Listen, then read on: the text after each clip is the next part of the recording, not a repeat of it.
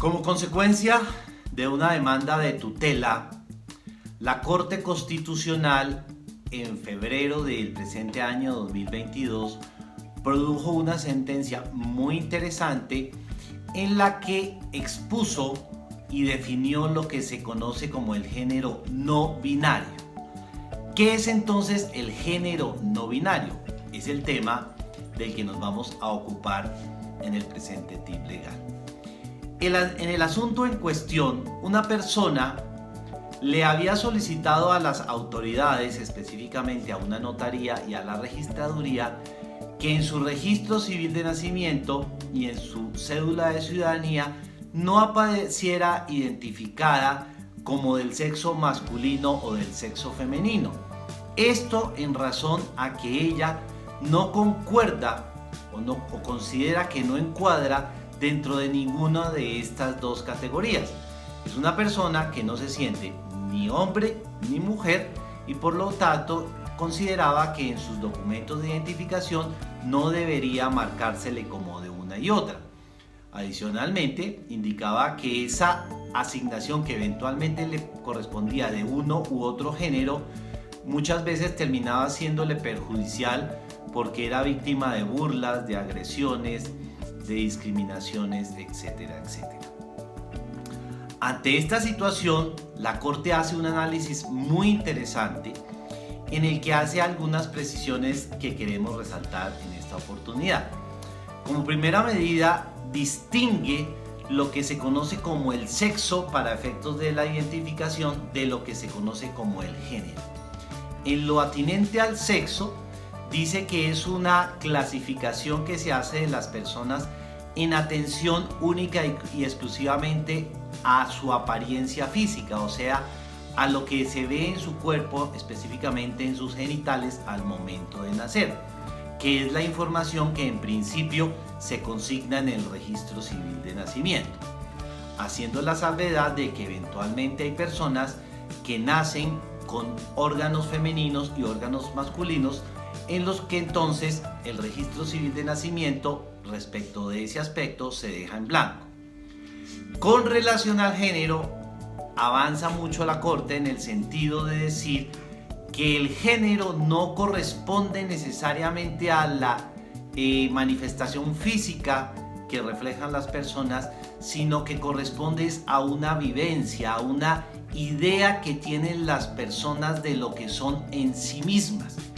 De tal manera que el género no corresponde, repito, a un reflejo de la apariencia física de los individuos, sino a cómo se ven las personas frente a su familia, frente a la sociedad y más importante aún, frente a sí mismas. Así las cosas, el género, señala la Corte, es una cuestión que en últimas termina siendo fijado o establecido por el mismo individuo. Pero entonces, ¿qué pasaba en el caso de la tutela? La persona que presenta la demanda dice: yo me reconozco como un ser distinto a lo que representa hoy en día para la gente el género femenino y el género masculino,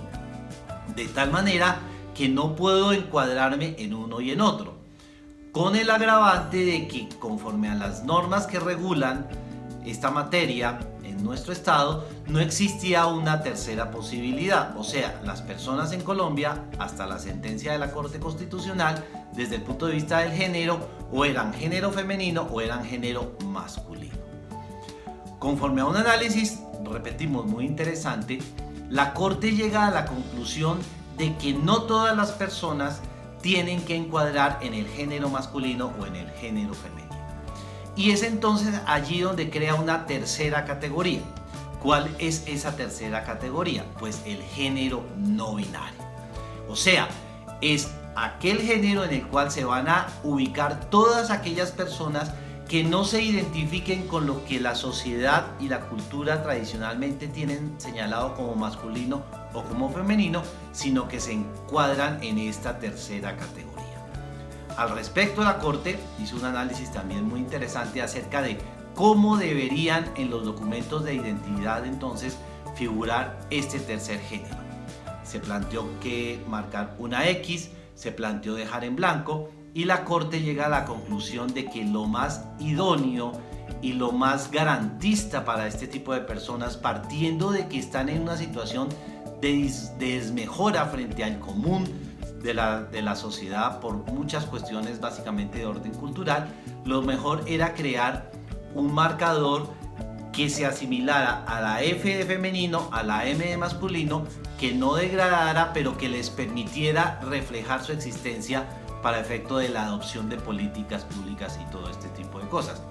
Entonces, este tercer género, que repetimos se llama no binario, en los documentos de identidad de estas personas va a aparecer con las letras NB. Consideramos muy importante el fallo,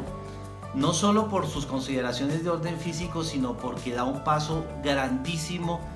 hacia el avance que debe tener la sociedad y el Estado en lo que tiene que ver con la garantía de las personas que de alguna manera son distintas a lo que llamamos el común, pero que no dejan de ser personas y que en esa medida tienen derecho a que se les proteja y a que se les garanticen todos sus derechos como a todos los individuos.